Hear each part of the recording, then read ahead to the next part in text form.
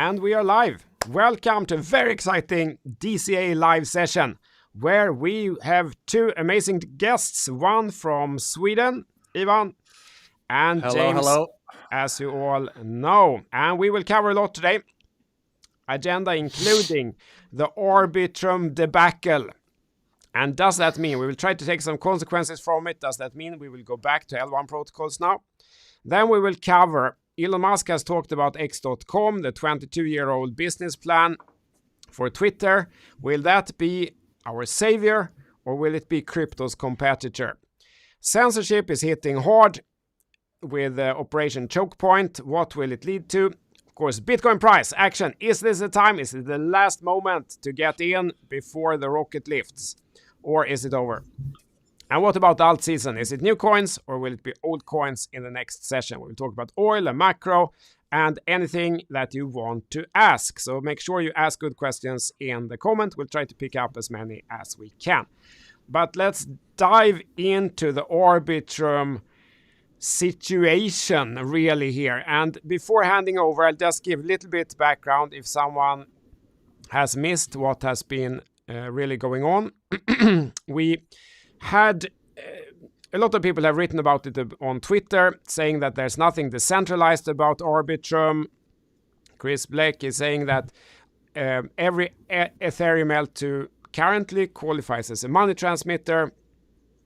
Adam has said here that if your only value is governance voting and you rug pull that, there is nothing left.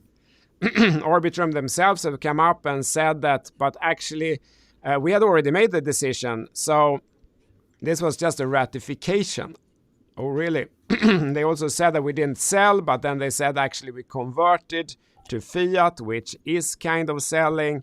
So what does this all mean, actually? Ivan, you covered this a lot in your great show this morning. So we start with you. What's your take on all this? Yeah, listen, I think it's super interesting. And I think it's a big wake-up call. This is an open goal for regulators to come in and wreck all layer 2s if they're going to be this centralized. Because like Adam says in his tweet, maybe you can scroll down to his second tweet right after the tweet you showed. He says that the definition of a money transmitter across different states and also across countries, it's very similar. It basically means that you hold money, other people's money, and you're able to transfer, you're able to do things on the behalf of the user. And if you think about the layer 2, which has all the assets that you bridge to layer 2 from layer 1 to layer 2, those assets are actually locked on layer 1, and then new coins are minted on layer 2 that are supposed to represent the assets that are locked on layer 1. And so if it is the case that only a few people control those assets and a few people control the whole system and how this whole system works of layer 2, and you just have a few guys having the multi-sig not only to decide what's going to happen on layer 2 but also what will happen to those locked assets on layer 1, which are also under multi-sig. It begs the question, what is the difference between that and like a centralized exchange? Just because you use EVM and it's a fully open infra, is that much different from you having a closed infra where you also have a wallet where people send money and you have an SQL database and you show a UI like Binance does?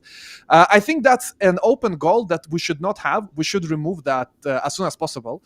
And the layer 2 should decentralize as soon as possible. And we have a good example. I don't have the tweet in front of me, but one of the founders of DYDX already today tweeted that, listen, we don't have any of that. We don't have multi-sigs. Everything is according to the DAO vote, and so on and so forth. So we do have a precedent with DYDX that it is possible to create an L2 without this centralization. So yeah, I mean, regulators want to come after crypto. I really don't like that we give them a reason, like a free, basically free reason to attack. And I think unfortunately, this is one of those reasons, and I hope that we decentralize. Basically, decentralize or die. That is how I see the situation, and it is possible to fix, like we see with DYDX. There is a lot of risk, of course. What happens if there is a bug? Then you don't have a multi-sig to fix it. But we are used to working in this environment already. If you look, for example, at Ethereum itself, if Ethereum has a bug, it's going to be very difficult to fix it. You need to roll back the chain. If you roll back the chain, it's going to be a lot of drama. It's not just simply simple, button click. You need to convince everyone to upgrade all the validators. So I feel that L2 solutions need to be thinking like that, and that's how everyone was thinking 5 years ago, and now everyone has this upgradable contracts. Yeah, I mean, that's my view. Also, guys, if you don't know, you can go to l2beat.com. You can see how different L2s are doing in terms of centralization, decentralization, and so on and so forth. What do you think, James? This is something you have talked about for quite long. Yeah, it's funny. A few months ago, the narrative was, why do L2s even have a token? Oh, it's for the DAO, for decentralization.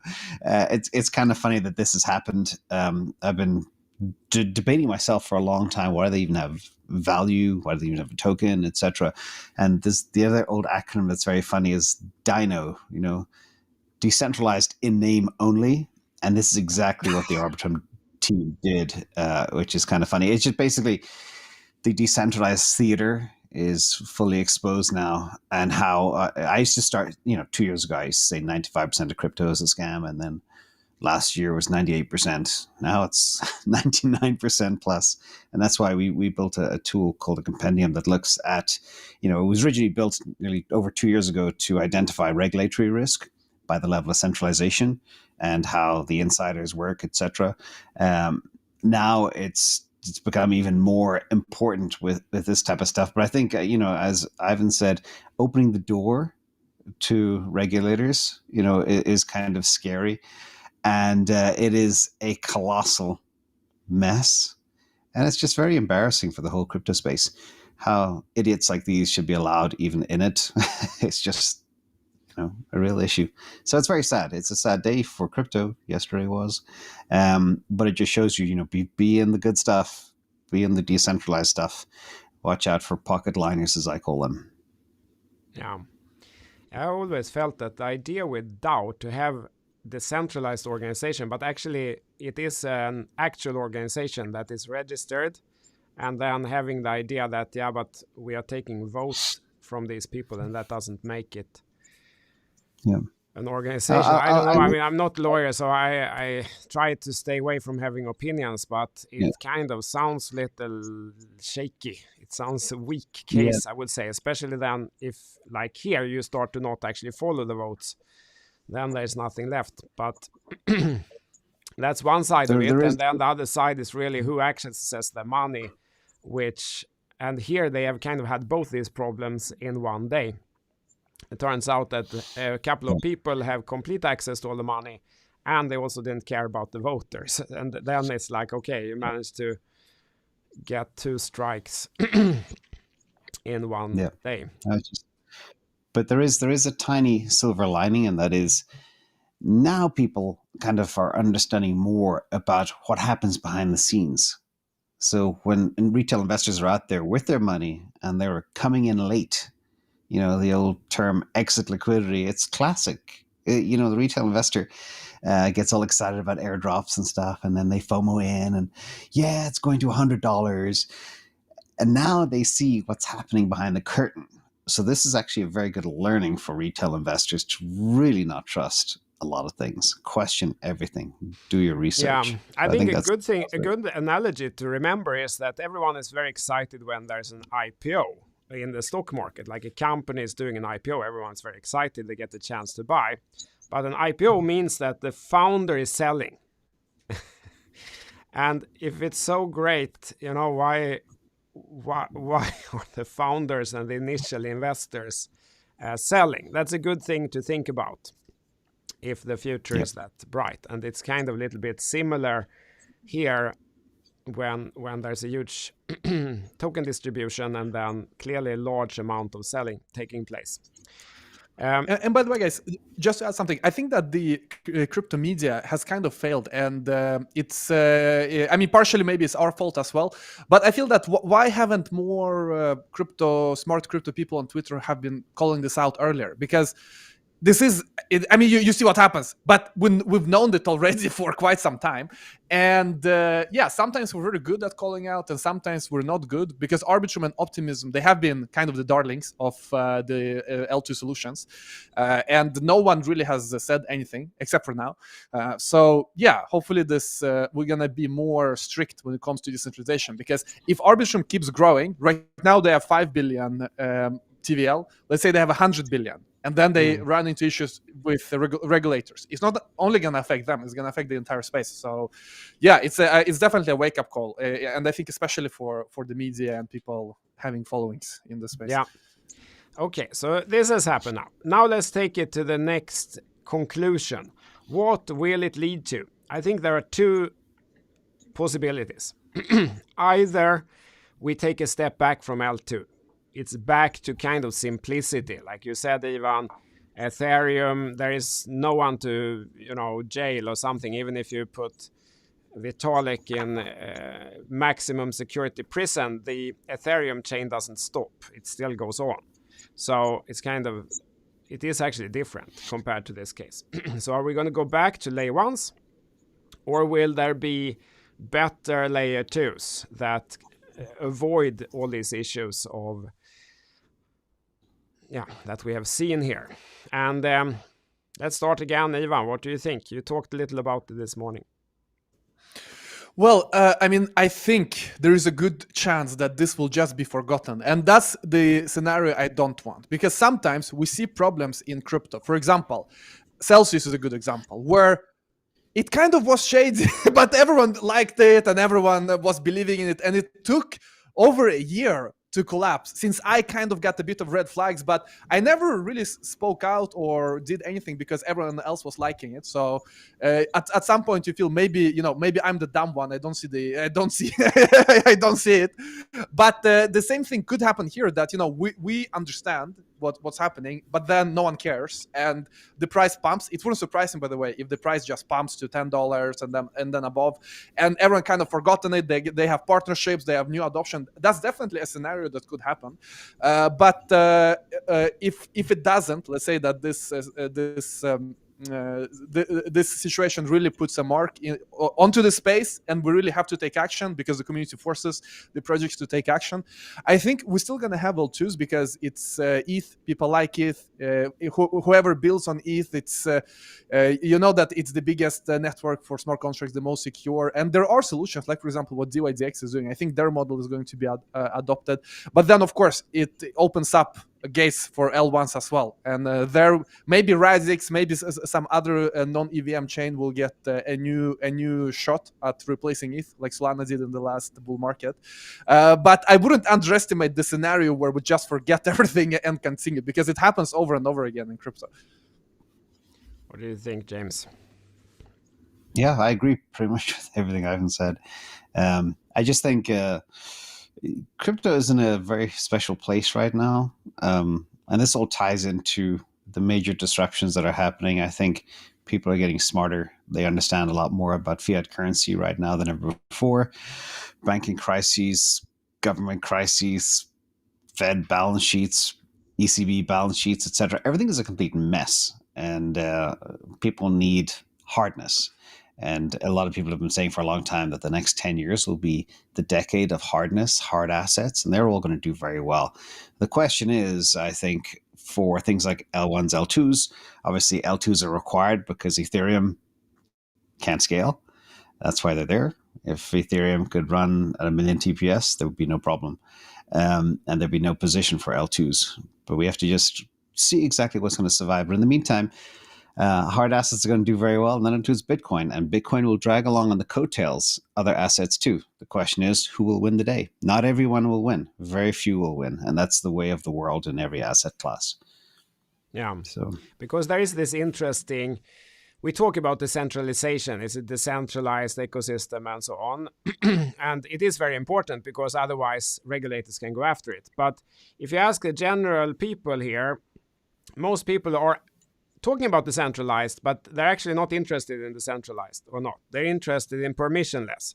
They're interested in that they can go in and buy and sell or transfer and take action, and they don't need to go I don't know, to their bank and get some sort of permission and discuss if they're accredited or not and all those things.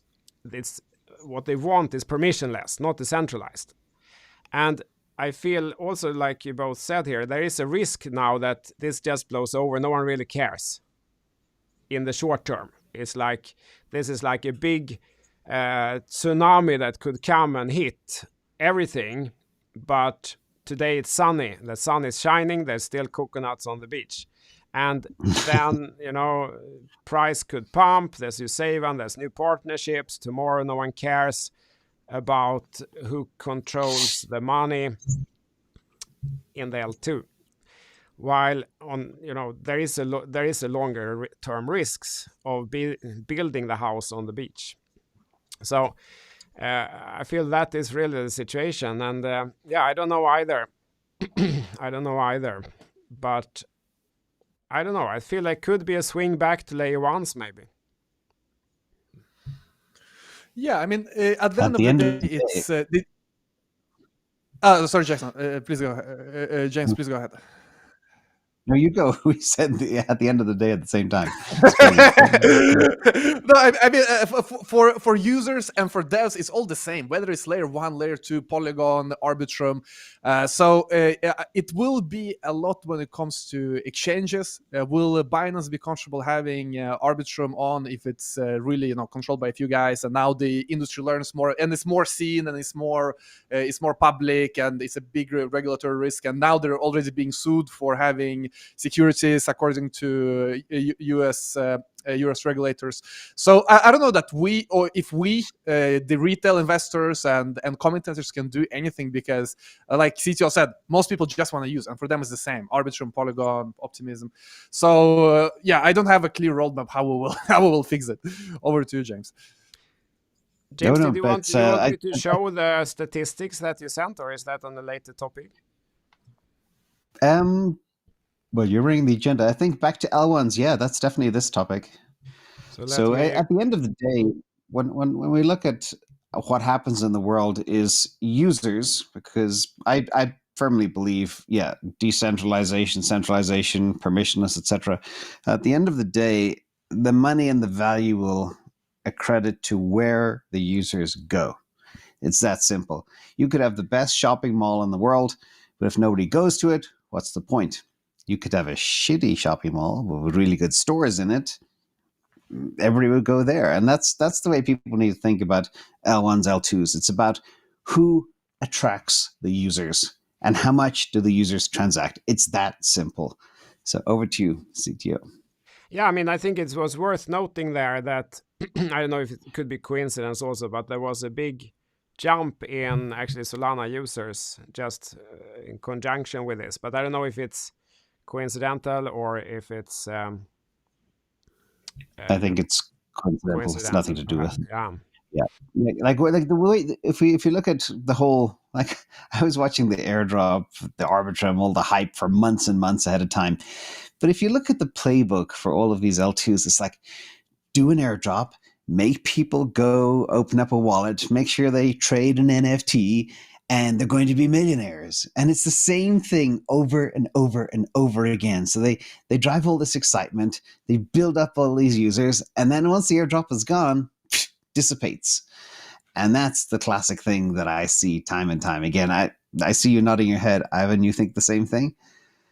Or is there a better way for these new tokens to launch? I got a whole new perspective on the altcoin markets when we built Morales Money, which is a tool where you can see when new coins are minted and how many coins are traded and so on and so forth. And I thought that Optimism and Arbitrum would be way bigger than they are. I also thought that Polygon would be way bigger than it actually is. But you see clearly that ETH is number one. And in the bear market, when the transaction fees are very low, there is a big problem with attracting users away from ETH, because it's not expensive right now in the bear market. So I feel that L2s are going to get a lot of users when the bull market comes back. It's definitely going to be a whole different situation then. And like we discussed last time, I think the L2s or L1s that are really gonna do well are those that have a crazy community, which most people don't take seriously, like Shibarium. I know they have the Puppy.net. Let's see how that goes. Also, Pulse Chain with Hex community. That's the only moat, because ETH is so nice, it's so cheap. Most of the things are on ETH, and it's the only moat is a crazy community, and non-EVM is gonna struggle until the bull market comes back, when people really want cheap, and now ETH is cheap. And that leads us into the next topic. I read that Elon Musk and Twitter, he needs to kind of paint a picture of a bigger valuation, of course. How do you take 10x from the current valuation? And then apparently he said that one way could be to make it like the super app. If anyone's been in China, you know that there are these apps where you have like one app and you live your whole life in that app. You pay everyone, you kind of have all the movie tickets or all your friends, everything you do it in this app. And we don't really have that in the West. And the key part of it is kind of payment. You manage your money, you have your payments, and that's how it's all linked. And kind of just replicating that playbook. And I read that Elon Musk said that he's surprised that no one has really built it, because that was kind of the business plan they had 22 years ago, and no one has really done it in the West. So could Twitter become that app, that super app? And then I actually, when I started with crypto, I thought a lot about this, that's really the competition. The competition isn't the old banking system. They can never compete. But if someone builds this kind of super app, it is actually possible to compete. Perhaps you can have something that is actually could work. And what do you guys think about that? Do you think that this could become the competition, the real competition of crypto? Because we all realize that kind of the banks can't do it. They don't have it.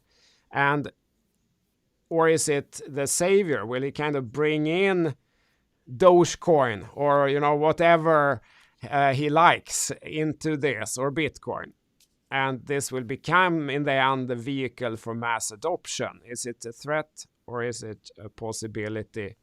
So Ivan, you brought up something for sharing here. Do you want to start? Yeah, that was me. Okay, sorry. Yeah, I've been following Elon Musk for decades now. This is just a simple APY slide from banks today. We know that interest rates are north of 4%, and this is what they give you on your money, and you can turn that off now. But that's the disruption that I think Elon Musk sees. The old expression is never let a good crisis go to waste. Well, we have a banking crisis right now, and he has a huge audience that is loyal. We have a confluence of things happening all at the same time. People don't trust mainstream media. People want openness. They want truth. They don't trust governments or TV shows or anything anymore. He has the Twitter users, and he could effortlessly turn on that value transfer between users globally, just like WeChat in Asia. Now, he has the background from PayPal, nearly a quarter of a century ago. He knows how the banking system works. He knows where their weaknesses are, and never doubt what Elon could do. And again, I showed you that chart of the banks and how archaic they are and what a scam this all is. They give you nothing on your money, and your money's debasing by 14% per year. And I think this would be great for both crypto. The only way to pull it off actually is to use a blockchain, frictionless payments. The question is, what currency or what multiple currencies will he use? If he uses things like Bitcoin, and who cares, for Doge if he wants, that would be huge for the industry. But if he could also, the important thing is he's got to be careful of, he's not a very popular man. I think more than half the world hates him, because people hate people who are successful. They just don't like that. But governments hate him.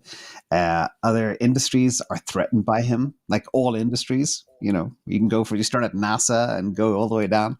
And that's what's interesting. But it wouldn't be hard for him to implement X.com. And I know he's putting things in place to make that happen. And could it be, 5, 6, 8x from where it is? Could it be a $250 billion valuation? I'd say definitely. Remember, you look at the antiquated companies that are dying on the vine, like JP Morgan Chase, Bank of America, they all have about $300 billion, $230 billion market caps. Easy to disrupt these guys. And they're all sitting ducks. and they're all illiquid, and they all rely on fractional banking. Yeah, I know that the key, the first key application that Alipay and WeChat Pay attracted users to was that you actually got interest. So you put your money there, take it out from the bank, and you put it there. You actually get interest, while on your bank account you kind of don't really, compared to the inflation. So it's kind of as an easy use case. And for some reason, no one in the West has done it still, like 8 years later, 7 years later. And it's interesting also, PayPal, as you all know, if selling something on the internet and if not charging in crypto, PayPal is still the best. 25 years later. And the web page looks the same as it did like 25 years ago. No one has done anything since he quit or left. So yeah, and by the way, guys, what's important to note with Elon and Twitter is that he's very serious about things he said. So when he said months ago that they will open source the algorithm, I didn't think that they would actually do it this quickly, because he just said, yeah, we should put it online somewhere. This was a few months back. And last week, they actually open sourced it. And if you look at Twitter, it's a global network. It's a worldwide network. It's US, West, Asia, Africa. I mean, everyone is on Twitter, English speaking at least. So if you do it with $1, it's just going to be so much friction. Sorry, except for China, yeah. But if you do it with $1, it's going to be so much. It's going to be so much friction. For $1 is not practical. Like that's the thing that we've been discussing on our channel as well. That the dollar it is just accounting, because the only thing that matters are goods and services in the world, and the currency is just accounting. So the dollar is so difficult. It's all kinds of sanctions, all kinds of KYC. It's so much to think about.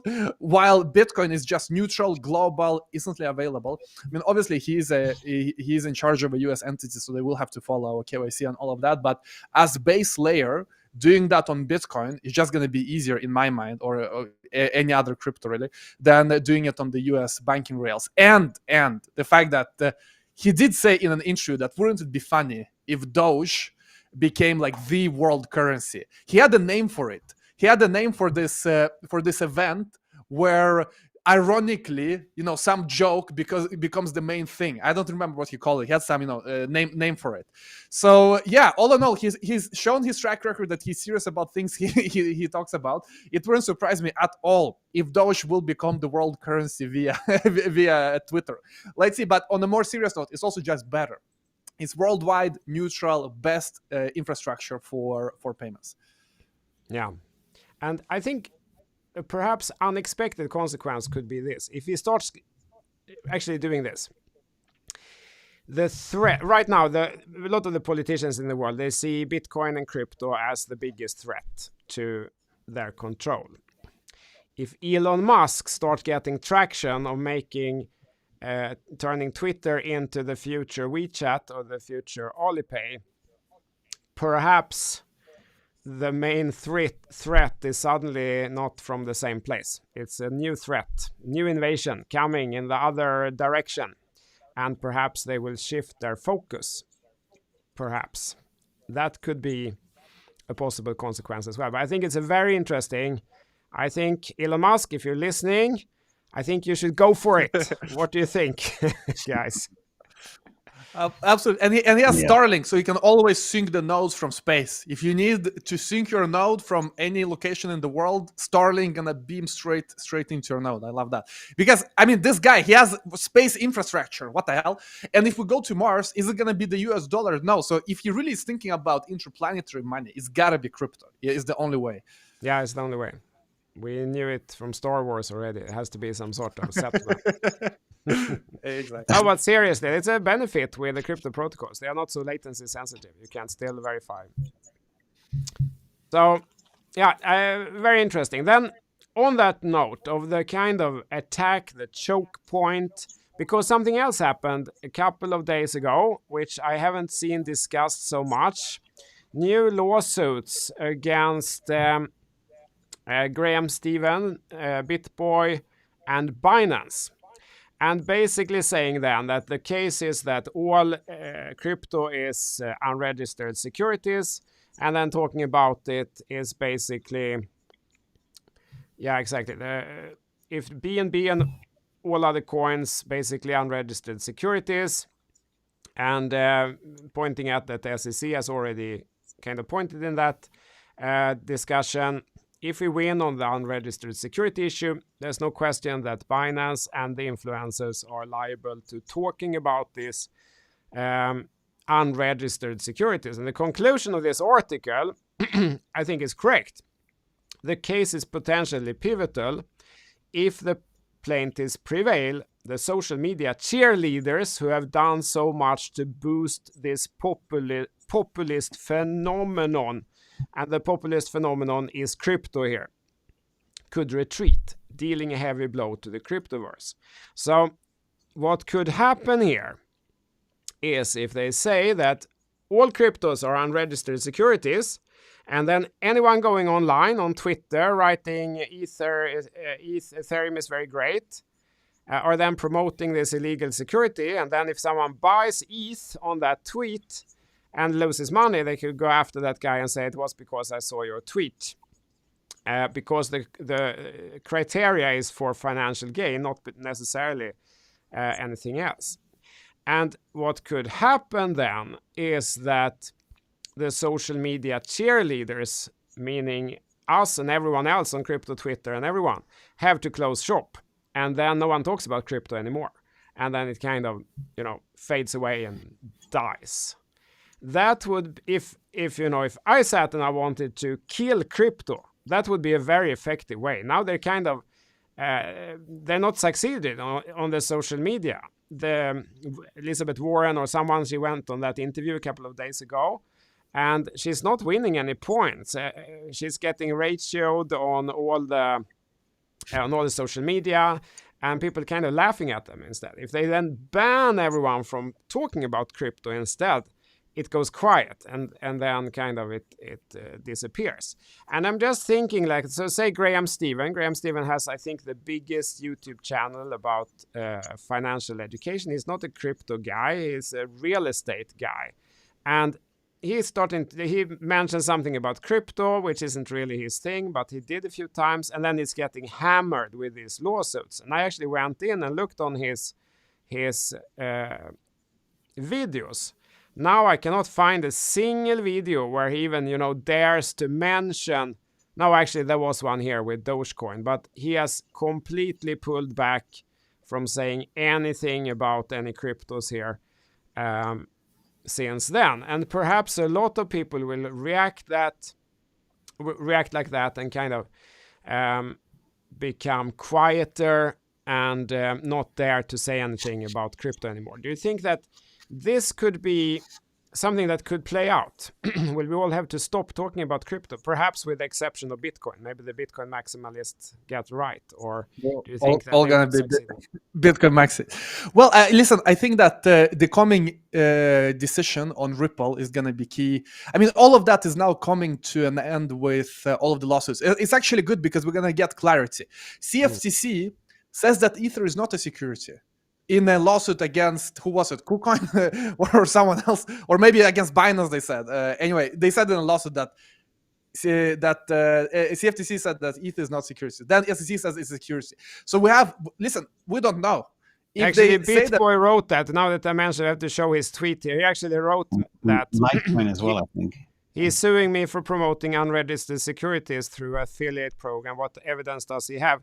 He uses quotes from the CFTC action. The one where CFTC calls Ethereum and so on commodities. So, yeah, that's exactly right. That's exactly the situation. So we'll just have to see what will happen next. But I feel that SEC and CFTC, they're saying their thing, and then judges are saying something else. So in the lawsuit, what is it? Is it the bankruptcy lawsuit with Voyager, the bankruptcy proceedings, where the judge said, what the hell, you guys are stopping our resolution here because Binance wanted to acquire Voyager and then got stopped by SEC because now the Voyager creditors need to prove that Binance is not selling securities, something like that. It was ridiculous. And the judge said, listen, I don't know what the hell is happening. He said, this is crazy.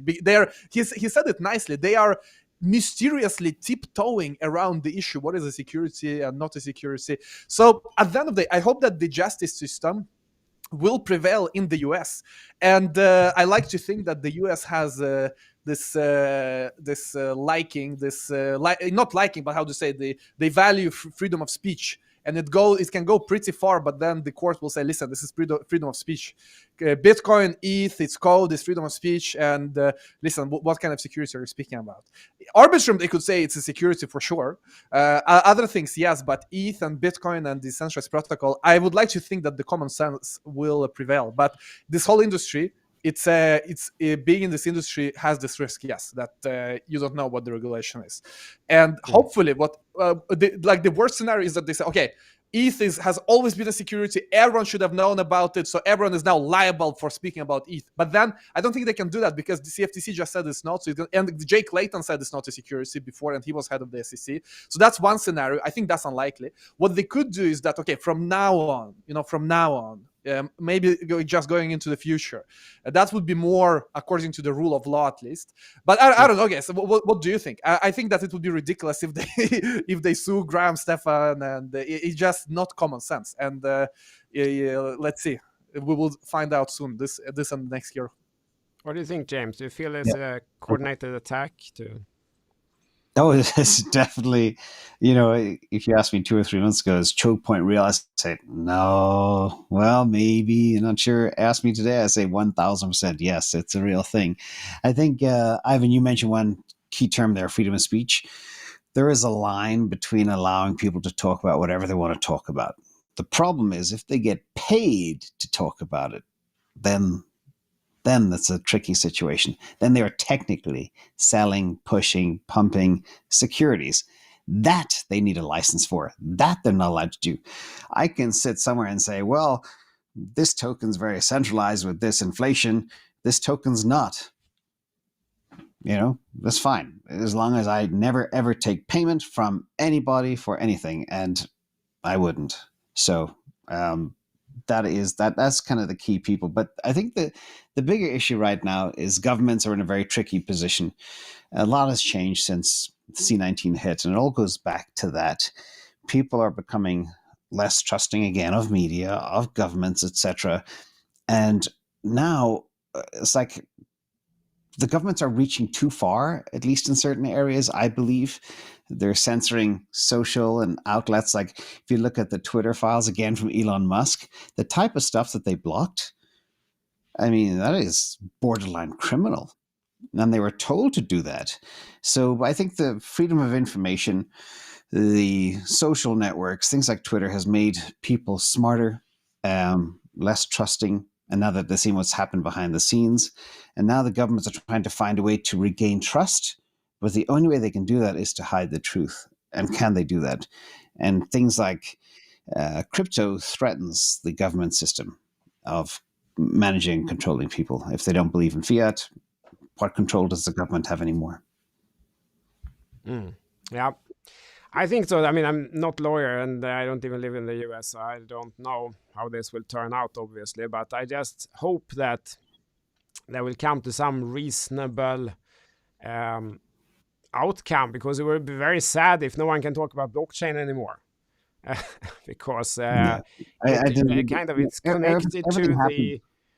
I mean, Bitcoin or all other ones, they don't work if there is no monetary. It's part of the game theory, right? There has to be money connected to it. Otherwise, it doesn't work. The protocol doesn't work if we remove the monetary element from, say, Ethereum or Bitcoin or any other cryptocurrency. It needs to be money. But I do believe, like what you see as well in Europe and even in places like Sweden, you see things swinging much more towards freedoms. We've come from a phase where freedoms were kind of confined and people were controlled and told what to do. Now people aren't going for that anymore. Now, for politicians to be elected, they need to be more open to embracing freedoms once again. And that is what's going to happen next. So it always goes like politics, one extreme to the other, left to right. Now we're going to the right. I think so too. We'll find out as we go forward. Let's switch gears. Bitcoin breakout. And I think I will start this topic off by sharing the screen.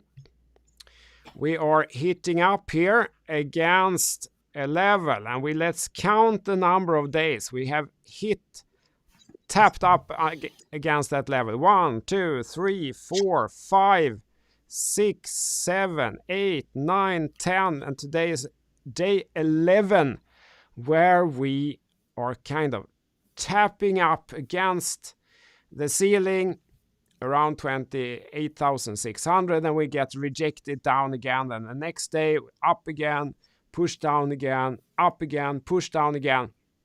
What is going on here? Do you think, is there some whale sitting selling? Is it the US government offloading all their Silk Road bitcoins, or what's really happening? What's the game? Is this the top? It's the ceiling, we can't get through it? Or what's your gut feeling on this? I think everything needs a break after a huge 50% run in less than 3 weeks. Like, it's just natural. There's a huge amount of flow. And actually, midway through that flow, the government did sell 10,000 Bitcoin. US government did. And they're going to sell another 40,000 to the end of the year in 4 equal tranches. But what's interesting, last time I looked at all the on-chain data a few days ago, you got this barbell effect. You got the big guys, the 10K plus holders buying, like sailors, etc. And then you have the sub 100 Bitcoin holders accumulating. The middle rank is selling. And that's basically the lay of the land right now. I think as well, the banking crisis really helped the popularity of Bitcoin in a big way. And you see massive accumulation amongst people like shrimps that never really saw it before. And I've seen people in my network that never believed in Bitcoin were calling me up a couple of weeks ago saying, how do I get some of this stuff right now? Like on a Sunday, right now. It became desperate. And that, I think, is an interesting time. What's your feeling, Ivan? Is this a top? Is the beginning? Yeah, listen, I'm surprised that we get bought back up. We go to 27.5, then bam, 28.2. I'm watching it day after day after day. And I mean, one way of looking at it is obviously an ascending triangle, which it's looking more and more. It is an ascending triangle, and that's my number one scenario personally. That's what will break up. We will go higher than that. But at the end of the day, as you know, I'm on the monthly chart. I live right now on the monthly chart. Everything that starts with a 2 is very cheap. If it's 29 or 26 or 25, the 200-week moving average is at 25. So it wouldn't surprise if we just go back and confirm the breakout by touching it and then going up from there.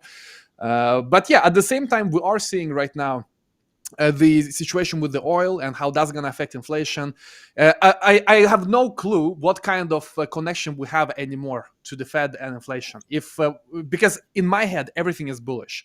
If they increase interest rates, okay, it's bullish. Banks are going to collapse even more. It's just going to be more problems in the economy. Bitcoin is the only way out. So it's bullish. If they decrease interest rate, okay, now stocks are going to pump. We're going to have risk on. So it's also bullish. I see really no bearish scenario going forward because the product market fit is here, no matter what happens. So that's why I am on the monthly chart. I'm very relaxed in this position and accumulating more and more and more because everything that starts with a 2 super cheap. Yeah, and in fact, to hammer that point home as well, what Ivan said, it's such an interesting time because we're seeing, again, everything's happening at the same time, but really quick. You got your AIs, you got people knowing a lot more than they did 5 or 10 years ago. You have money printing, the QE to infinity has to happen because they increase rates, they have huge debts. You can never escape that debt spiral. Things are just going to have to, debt will explode and money will need to be printed. And now people are also seeing the combination of the macroeconomic geopolitical situation between Xi and Putin and BRICS and everything else. Everybody's attacking the dollar. The dollar's going to debase. Putin's been mocking that whole money printing for a year now. And now everybody's saying, I do need some of that, what they call, I think, Chamath calls it schmuck insurance, just in case the whole fiat world goes to hell. And we were seeing hardness. There was a brilliant tweet the other day, and they spoke about, I always say 5 million coins lost, but this guy said 4, 1.8 million on exchanges, the usual 56 million millionaires. Very few have it. We're still so early, less than 2.5% penetration. I mean, this is truly number go up technology. And the more the governments try to ban it, the more popular they make it. I go back to the Nigeria case study as well. Overnight, it became the most popular thing in the world. So it's a super interesting time to be alive. Scary as well. If I was a government saying, how can I control my people? What would I do? I would be very concerned. It's hopeless because you have AI growing so quickly. Even I and probably you guys who are full-time crypto and full-time tech. I mean, we are thus being full-time tech. We have all the time in the world to look at tech and see what's going to happen because it affects crypto. AI, it's super scary. You don't know what it will be capable of today. Today you can do so much already that you couldn't do 3 months ago. And so that also highlights how ridiculous the fiat system is, because in the fiat system, we have every month, elderly people coming together, sitting down, maybe, they take some coffees, they look at the papers for the last month. Inflation went up this much. Food, meat, milk, this went up this much. So for the coming month, we're gonna raise inflation, we're gonna raise the interest rate by this much.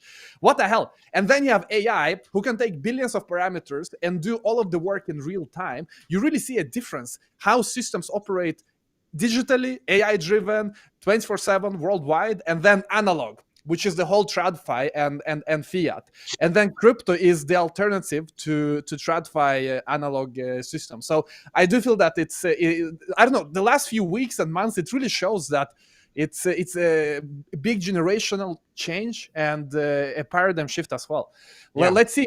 I also see a lot of people who were skeptical to crypto just a few months back, now very positive, like you say, James, as well. Many of them that we work with as well, who are coming from traditional tech, who just a few months ago were like, no, blockchain, not crypto, this and that. But now with the banking space, with China, Russia, all of this splitting up of the dollar system, it is becoming more and more clear for many more people. Super exciting times. But the most important thing for me is the monthly chart, because that's when you see the clear trend right now. Yeah, I think also that. What is happening now with AI is that it becomes another reminder that technology is still moving forward. It hasn't ended. It's not like the last invention has been done now.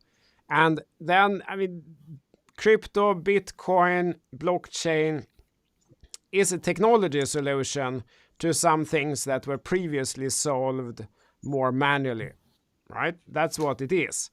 And how we can live in today's world in 2023, see all the things that are happening to AI and say that, no, I don't believe in the technology solution. I think forever we will continue with these more manual ways.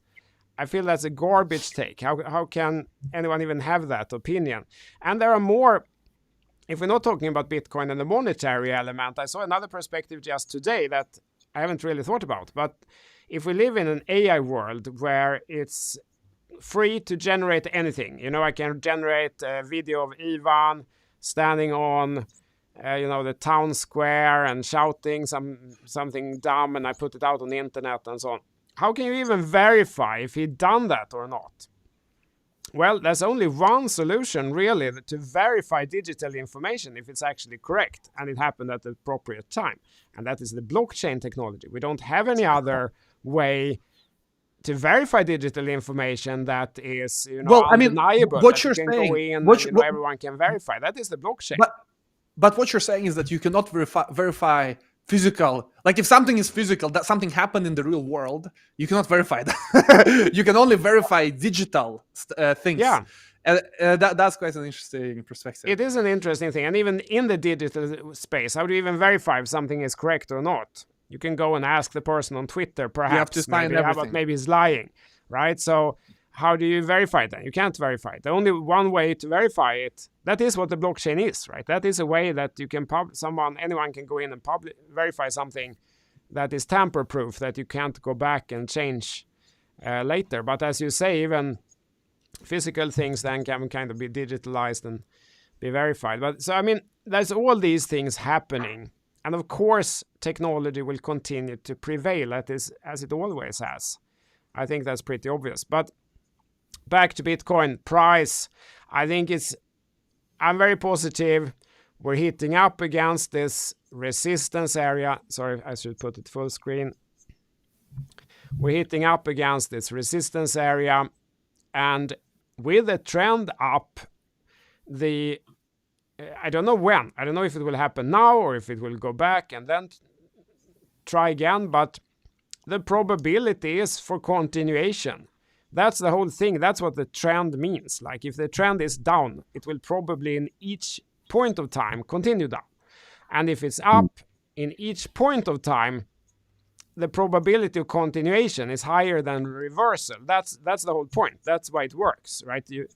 And now the trend is up, so probability is that it break through at some point. Like Ivan said, we can zoom out, look at the monthly, then we get less dependent on the small moves. But my guess is still continuation. I'm going to continue up.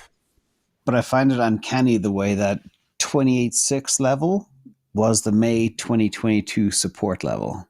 Yeah. It's a classic how support has flipped into resistance. The exact same layer. Yeah. 28.6. Like within $100. It's exactly. It's uncanny. And it's because people remember the price levels, right? That's why support and resistance works. If the whole world was run by rational AI, we wouldn't have support and resistance. This is because there's humans. They remember that I bought at that level, and if price ever comes back to that level again, I will sell and walk away, and I will never touch this piece of garbage again. And so it's people like that. That's why these things work. If price goes to a level it's been before, it's more likely that people do something there than at some other random level. So I think we do need to, I don't know where we are on the agenda right now, but we should touch a little bit for a second on oil, how it ties into inflation and the Fed. We spent the last year, the whole world was cowering. It's like, oh, the Fed is going to meet, they're going to raise rates and they're going to fight inflation, they're going to destroy the economy. Well, here we are again. We have a situation where Saudi Arabia cuts off oil production, a very, very serious situation. And you've got the Fed who believe they control inflation with their 320 PhDs. But the fact of the matter is, always in the history of the world, inflation follows the price of oil. And there's nothing the Fed can do about the price of oil. The strategic reserves are in the toilet right now. Putin and Xi are playing this game where I think they definitely want to hurt the West. And they do that by controlling what the West needs, which is oil, which will drive up inflation, which will drive up money printing. It's all one big prophecy. But this takes us back to the importance of where we are. There will be QE to pay the bills. Interest on debt is through the roof. You've got electrification of the world that's going to drive up the price of commodities. But in the meantime, they're still going to need oil. There's a whole combination of factors, again, that I go back to. It will be the decade of hard assets, which includes Bitcoin, which includes gold, which includes oil and copper and stuff like that. What do you guys think about that?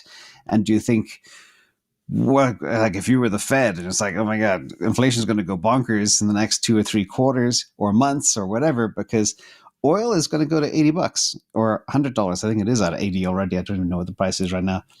But that's a serious problem. What do you guys think? Yeah, I've thought a lot about the energy commodities markets actually the past half year or so, because definitely this becomes key to the world, as everyone noticed in Europe, not so much in Sweden, but it got pretty cold in Germany indoors, as I understood. We got skyrocketing electricity prices.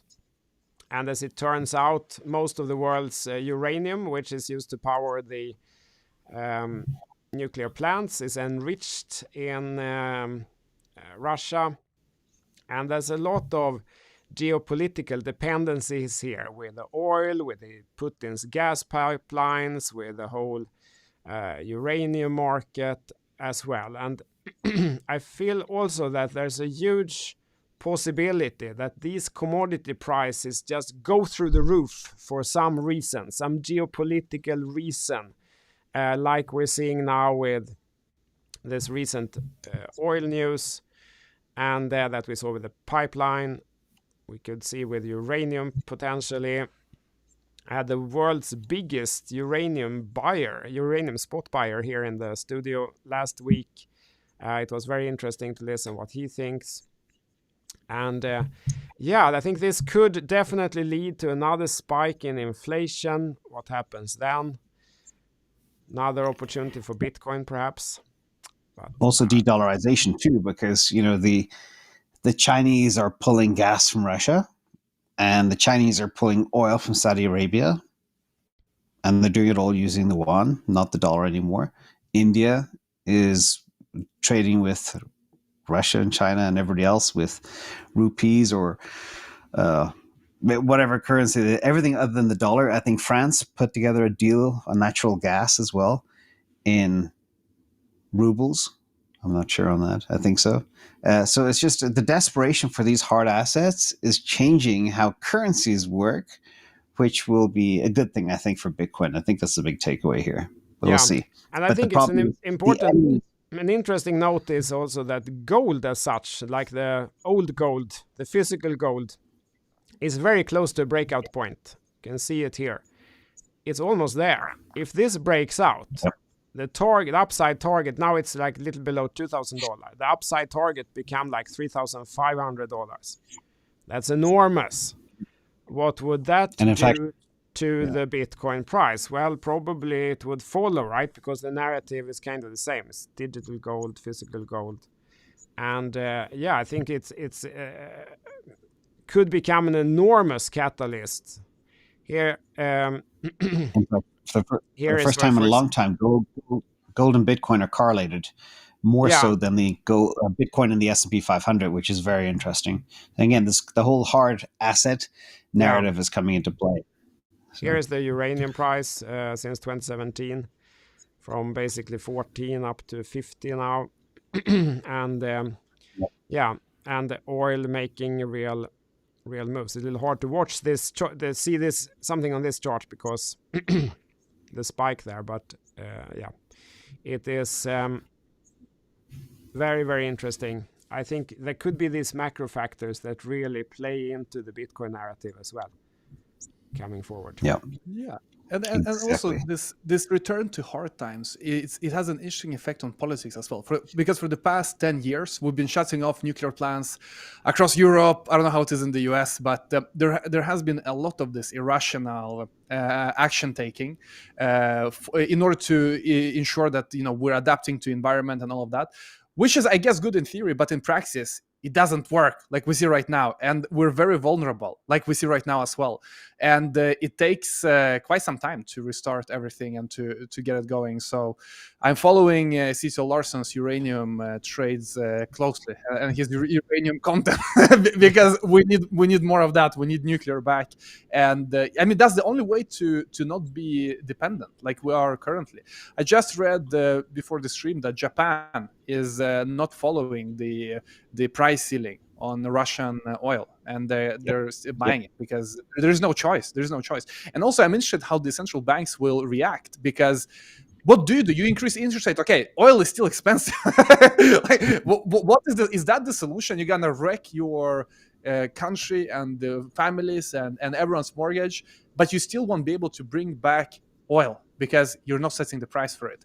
This is the first time that I'm going through this kind of market. I don't know if you guys have been through it in the past, but it's definitely interesting. I don't have all the equations in my head. For example, what the hell Fed should do even, because they're not in control. And also, I read them. About this Ray Dalio, he has this book about the how the currencies change and new world orders change, and he says very clearly there that at the end of a currency, the central bank loses control, where it doesn't really matter you raise rates, you decrease rates, there is no control anymore, because with each 10-year cycle you accumulate a bit of bad debt, you accumulate eliminate a lot of this, a lot of the inefficiencies in the system. And after 10 such cycles, approximately 100 years, you become crippled as a central bank. So right now we're getting to live through some interesting financial history, and at least I don't have the answers, but I just know that Bitcoin will be pumped, and that's it. And we're looking at the monthly chart, and that's the only thing that feels very, very nice to be in, that will be protected against all of this. I think an interesting perspective is that I felt that for many years before here, at least since I joined crypto was kind of in a bubble.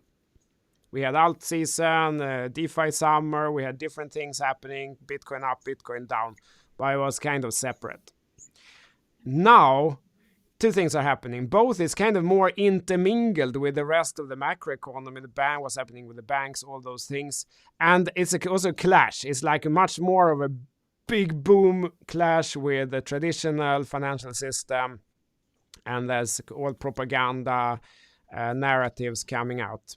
And at the same time as it's getting more integrated, what's happening with the commodities, what's happening with the banks, what's happening with interest rates. And I think it's a new chapter. I don't have any answers either, more than that it's more interesting than ever. I see James, that you got to go, right, James?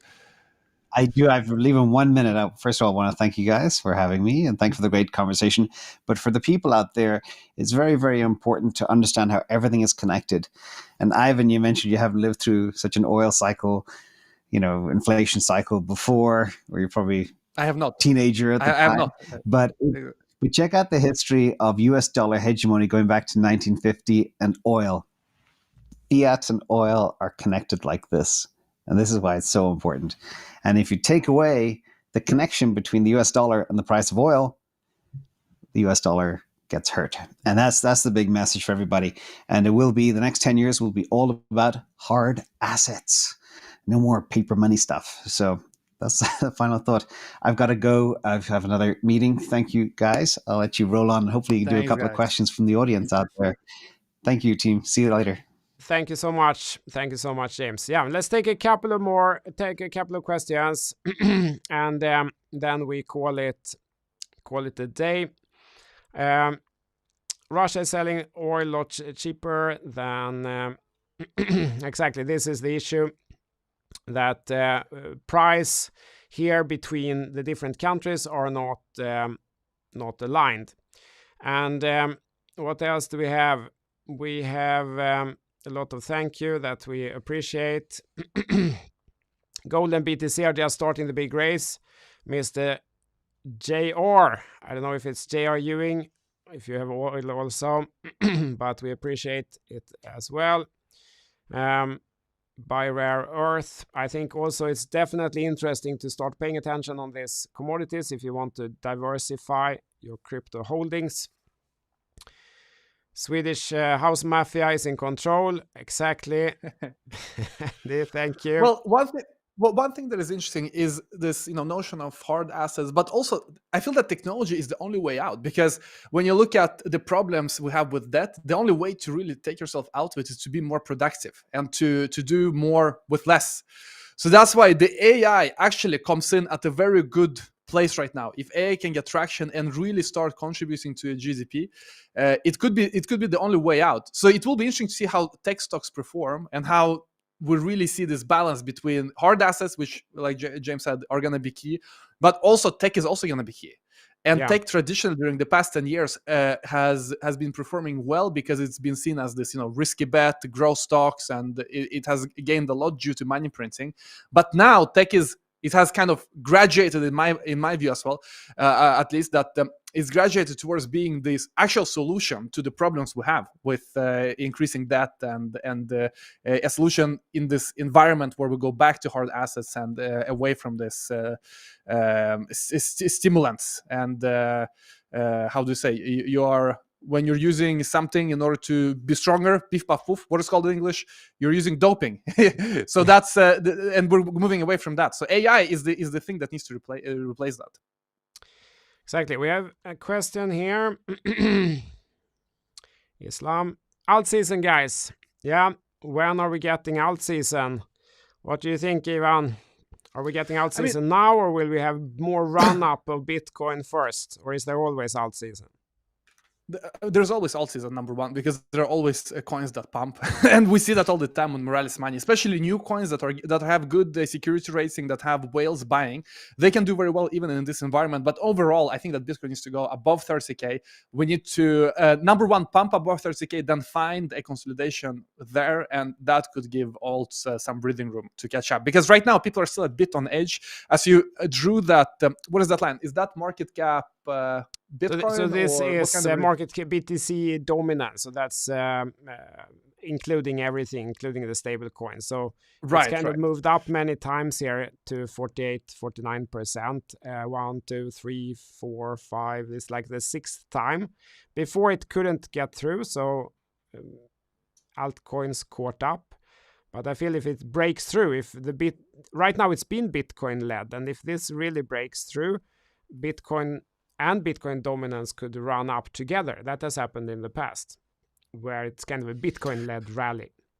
And then after that, all that liquid money flow over into the less liquid altcoins. That's when they can go crazy 10x, 100x, because they're not so liquid. So when you take the same $100 out from Bitcoin, nothing happens. But when you put those $100 into some illiquid altcoin with very thin order books, it goes up a lot. That's been the mechanism in the past, but hard to say yet. My bet is still on continuation.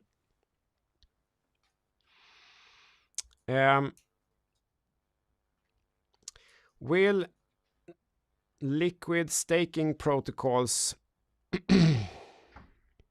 pump following the Shanghai upgrade?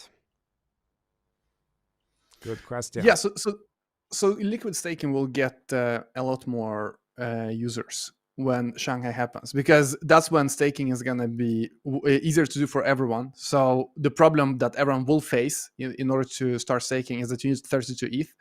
With liquid staking, you don't need 32 ETH. You need less, and then use this protocol to pool funds together.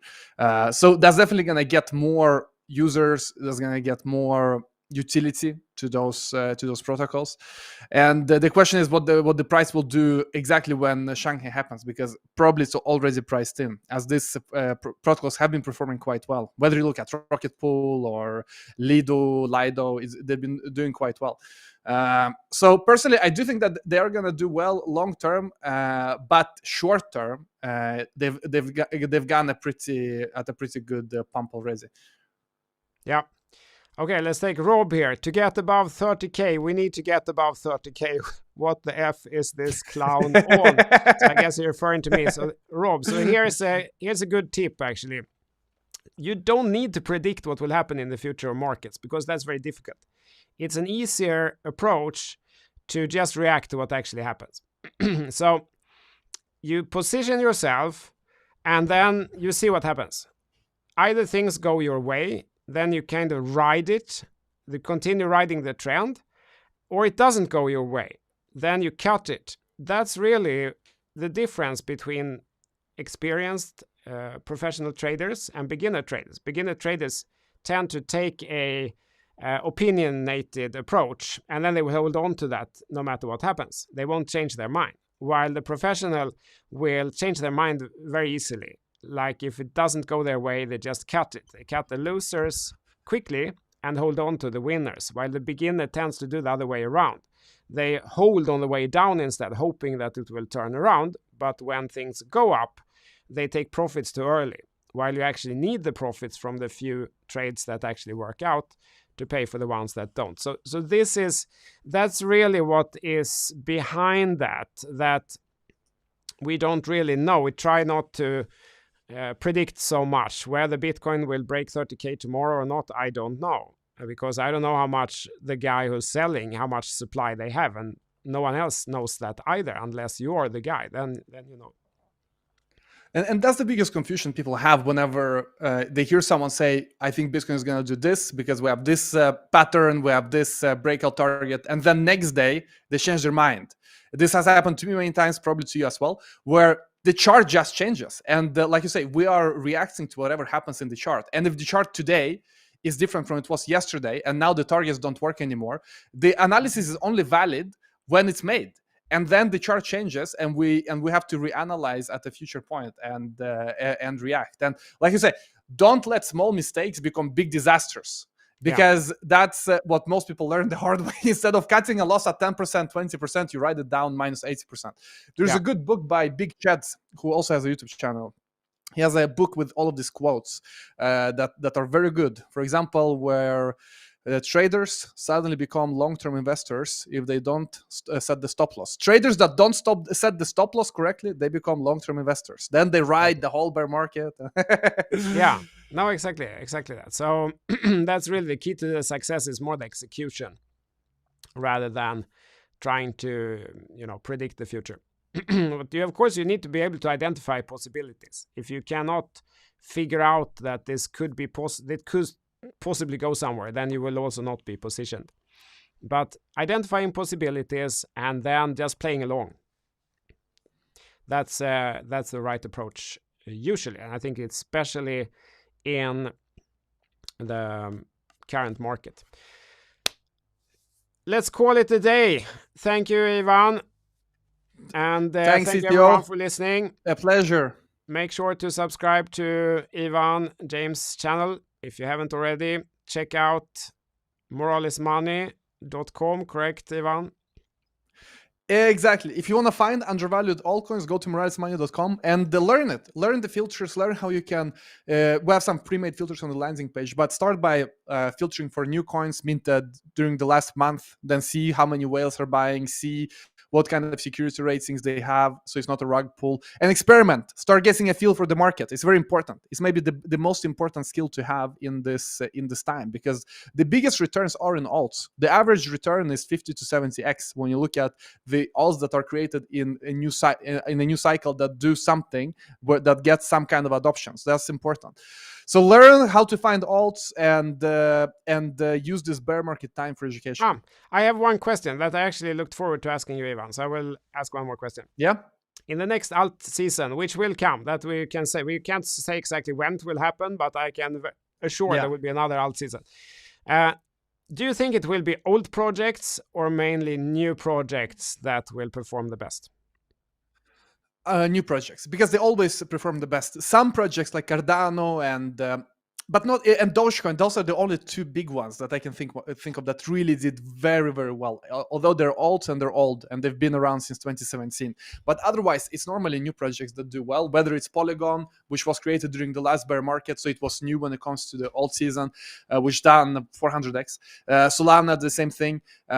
Most coins that do well are new coins, for the reasons we, by the way, discussed a bit in this episode. People like new shiny things. People don't want to be bag holders of someone else's bag and getting dumped on. So that's why, personally, my strategy is going to be new alts. That's why we built Moralis Money, so we can see which new alts are doing well. And that's my approach. Then, of course, I have my darlings still, like, for example, Polygon, Polkadot, Moonbeam since the past, but statistically, I think they're gonna do worse than the newcomers. So I'm all for new opportunities, but you got to be careful. There are many rug pulls as well. That's why we have the security rating in Moralis Money website, so you can ensure that you're not getting rugged. And you got to be on your watch, and you got to learn. Like, you got to get a feeling for the market, and also get a feeling for different chains. Arbitrum, Optimism, see what's happening there. Polygon. There are coins minted everywhere, and the big ones, I think, are going to be those that are minted right now or in the near future. Yeah, I think also that the best innovations aren't done yet. There will come even better things, I think, going forward. I'm very pro innovation. I believe in innovation. New, better ideas will come the entire time, and it's important not get complacent and just sit with old projects going forward, I think. Okay, which can go very bad. I mean, look at IOTA. Sorry, just to finalize, but just to drive the home point, look at IOTA. how far IOTA was top 10 in 2017. Now it's like top 100 or something. Look at NEO. Look at many coins that were top 10. You don't want to be sitting holding them, hoping they will come back. Absolutely. Hodl sucks, at least on altcoins. Don't sit and hodl old projects hoping that they will come back, because they might only get one pump. Many of the biggest, best altcoin projects, they had only one pump, and then they were replaced by something else for the next cycle. like you said, Neo was probably one of the coins that got me interested in crypto. Where is that one now? It's like I've never heard about it for 1 year or something. So yeah, definitely important to be agile. Let's call it today. Thank you very much. Ivan, you have to say thank you, tack. Oh yeah, thanks guys. Thanks guys. Thanks You have to say in Swedish. Goodbye. No, you have to say in Swedish. Tack och hej då. Tack och hej då. Tack och hej.